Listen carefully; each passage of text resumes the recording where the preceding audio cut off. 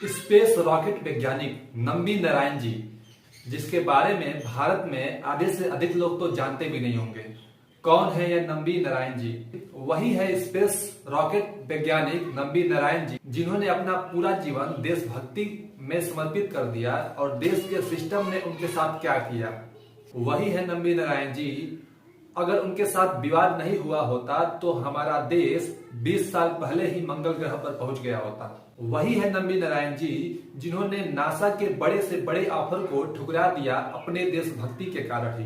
कहते हैं कि हमारा देश महान है। कोई देश महान तभी बनता है जब उस देश में महान बनाने वाले लोगों की कदर होती है। चलिए आज के वीडियो में समझते हैं कि कौन है नम्बी नारायण जी और उनके साथ क्या विवाद हुआ। नम्बी नारायण जी का जन्म 12 दिसंबर 1941 में केरल के एक छोटे से गांव नागारोकोइल गांव में हुआ था। इनकी पिताजी की मृत्यु बचपन में ही हो गई थी। इनकी 2 बहनें थी। जब इनके माताजी और पिताजी का देहांत हुआ तो इनकी उम्र केवल 18 वर्ष ही था और घर की सारी जिम्मेदारी इन्हीं के कंधों पर आ गई और इनकी कम उम्र में ही शादी हो गई। इनकी पत्नी का नाम मीना नारायण है, बेटी का नाम गीता नारायण है जो कि टीचर हैं और इनके बेटे का नाम शंकरा कुमार नारायण है जो कि एक बिजनेसमैन है। इनकी प्रारंभिक शिक्षा नागौरकोइल गांव से ही हुआ और हाई स्कूल और इंटर की शिक्षा यह डीवीडी हायर सेकेंडरी कॉलेज से किए जो कि नागौरकोइल गांव में ही है और यह अपना बीटेक की पढ़ाई तिरुवनंतपुरम के त्यागराज कॉलेज से पूरा किए। घर की जिम्मेदारी इनके ऊपर आने के बाद यह पढ़ाई के साथ चीनी कारखानों में भी काम किया करते थे। पढ़ाई पूरी करने के बाद यह 1966 में यह पहली बार थुम्बा इक्वेटोरियल रॉकेट स्टेशन पहुंचे और वहीं पर इनकी मुलाकात विक्रम साराभाई से हुई जो उस समय अंतरिक्ष विज्ञान औद्योगिक केंद्र के अध्यक्ष हुआ करते थे। विक्रम साराभाई इनके काम से बहुत ही प्रभावित हुए और तिरुवनंतपुरम से ही इनको एमटेक करने की सलाह दिए और यह एमटेक की पढ़ाई कंप्लीट करने के बाद यह अन्य वैज्ञानिक वाई.एस. राजन के साथ पोलैंड इंटीग्रेटर के रूप में कुछ समय तक काम किए। यह बात जब विक्रम साराभाई को पता चली तो यह इनको फेलोशिप प्राप्त करने के बाद प्रोफेसर लुइक क्राको के नेतृत्व में 10 महीने तक प्रिंसटन विश्वविद्यालय न्यू जर्सी से केमिकल प्रोफेशनल में मास्टर डिग्री प्राप्त किए। हालांकि यह कोर्स उस समय 3 साल का हुआ करता था। यह लुइक क्राको के साथ मिलकर उस कोर्स को 10 महीने में ही सीख लिए। उस समय अमेरिका इनकी काबिलियत को देखकर अमेरिका की नागरिकता और नासा में काम करने के लिए अच्छा पैसा ऑफर कर रहा था, लेकिन यह वहां पे सब कुछ ठुकराकर भारत वापस आ गए। यह तरल ईंधन रॉकेट बनाने की विशेषज्ञता के बाद भी भारत वापस आ गए। उस समय भारत या कोई भी देश रॉकेट पर पूरी तरह से ठोस ईंधन पर काम कर रहा था और उसी पर निर्भर था। जब वह भारत वापस आए तो उस समय 1970 में एपीजे अब्दुल कलाम की टीम ठोस मोटर्स पर काम कर रही थी और उस समय भारत आकर वह एक नए तकनीक तरल ईंधन रॉकेट तकनीक के बारे में भारत को बताए और उस समय इसरो के अध्यक्ष सतीश धवन और यूआर राव थे और इन दोनों लोगों ने तरल ईंधन पर काम करने के लिए इनको प्रोत्साहित किया। 1970 में ही यह 600 केजी का तरल ईंधन इंजन बना दिया।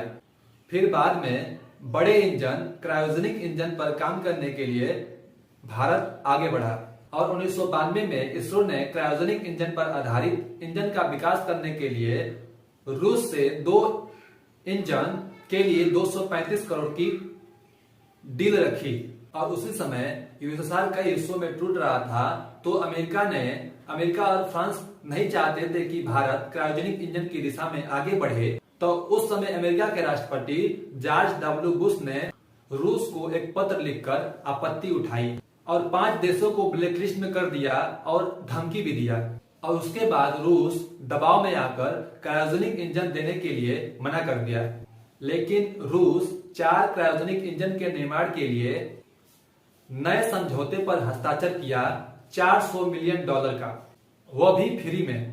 जब 2 इंजन की बात चल रही थी तो अमेरिका हल्ला कर रहा था और जब 4 इंजन की बात चली वो भी फ्री में तो अमेरिका के सामने से ही उस इंजन को नम्बी नारायण जी ने ही उसको भारत लाया था और तभी से इसरो पीएसएलवी सहित चंद्रयान मिशन किया और कई लॉन्चिंग वाहनों में उसी इंजन का इस्तेमाल करता है। चलिए समझते हैं कि नंबी नारायण जी के साथ क्या विवाद हुआ था।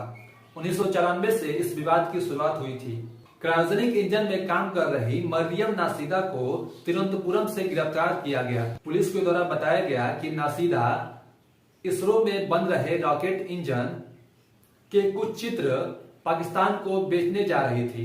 उसके बाद गिरफ्तारी शुरू हुई तो प्रोजेक्ट में काम कर रहे नंबी नारायण जी को नवंबर में गिरफ्तार किया गया और deputy director D Shashi Kumaran को गिरफ्तार किया गया। स्पेन एजेंसी में भारत के प्रतिनिधि चंद्रशेखर लेबर कॉन्ट्रैक्टर और एसके शर्मा को गिरफ्तार किया गया और 1995 की शुरुआत में सभी लोगों को जमानत मिल गई, लेकिन नंबी नारायण जी को 50 दिनों तक जेल में रखा गया। उनको जेल में 3rd डिग्री का टॉर्चर दिया गया और 24 घंटे तक उनको खड़ा रहने के लिए कहा गया और उनसे जबरदस्ती कबूल करवाया जा रहा था। नारायण जी पर यही आरोप लगाया जा रहा था बार बार कि नासीदा से नारायण जी मिले हुए हैं और इन्हीं के द्वारा रॉकेट इंजन का कुछ चित्र दिया गया है। यह पुलिस से बार बार और हर बार मना करते गए, लेकिन पुलिस 3rd डिग्री टॉर्चर करती गई। यह सीबीआई से भी इनकार करते रहे, बोले कि यह जिस इंजन की चित्र की बात हो रही है यह अभी तक डेवलप ही नहीं हुई है। तब सीबीआई ने 1996 में इस केस को अच्छे से जांच करके इस केस को झूठा बताया। 1997 तक यह केस लड़ते लड़ते सुप्रीम कोर्ट ने इनको निर्दोष करार दिया, लेकिन कुछ लोगों की वजह से इन पर फिर से आरोप लगाया गया और सुप्रीम कोर्ट ने इस बार उनकी मांग को ठुकरा दिया। 1998 में सुप्रीम कोर्ट ने मानसिक कष्ट के लिए आरोपियों को 1 लाख रुपए मुआवजा देने के लिए कहा, लेकिन दिया नहीं। फिर 1999 में राष्ट्रीय मानव अधिकार आयोग में नंबी नारायण जी ने अपील की, मानसिक कष्ट के लिए हर्जाना देने की मांग किए। फिर नारायण जी को सुप्रीम कोर्ट ने 10 लाख रुपए का हर्जाना दिया। वही नंबी नारायण जी जिनको पुलिस के द्वारा 50 दिनों तक इतना टॉर्चर किया गया था कि वह बेहोश तक हो गए थे, लेकिन उस समय के इसरो के अध्यक्ष कृष्णा स्वामी कस्तूरी रंगन जी ने यह कहकर पल्ला झाड़ लिया कि यह एक कानूनी मामला है, इसमें हस्तक्षेप हम नहीं कर सकते। वही नंबी नारायण जी जो निर्दोष होने के बावजूद भी 24 सालों तक अपने अधिकार के लिए लड़ते रहे, लेकिन 2018 में सुप्रीम कोर्ट ने करीब 5 करोड़ रुपए केरल सरकार से 8 हफ्तों में देने की बात कही, लेकिन केरल सरकार ने 1.3 करोड़ रुपए ही दिया। 2019 में भारत सरकार के द्वारा भारत का तीसरा सर्वोच्च नागरिक पुरस्कार पद्म भूषण से सम्मानित किया गया। चलिए आज के लिए इतना ही। अगर वीडियो अच्छा लगा तो वीडियो को लाइक कर दीजिए, चैनल को सब्सक्राइब कर दीजिए। चलिए मिलते हैं अगले वीडियो में, तब तक के लिए धन्यवाद। जय हिंद।